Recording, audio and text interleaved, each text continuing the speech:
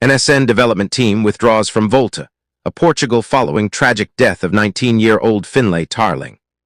A tragic day for cycling broken person. The NSN development team has withdrawn from the remaining stages of the Volta, a Portugal following the tragic death of 19-year-old British cyclist Finlay Tarling. Tarling, a highly promising young rider and younger brother of professional cyclist Joshua Tarling, died after a serious crash during Stage 8 of the race from Melgaço to Fafe.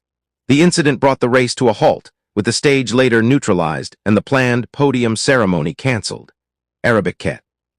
NSN's decision to leave the race reflects the immense grief felt by his teammates and the wider cycling community.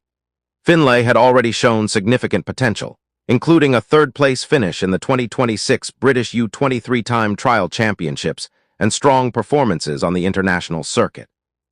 His promising cycling journey has been tragically cut short at just 19. Our thoughts are with Finlay Tarling's family, friends, teammates, and everyone affected by this heartbreaking loss. Dove. Rest in peace, Finlay Tarling, broken heart.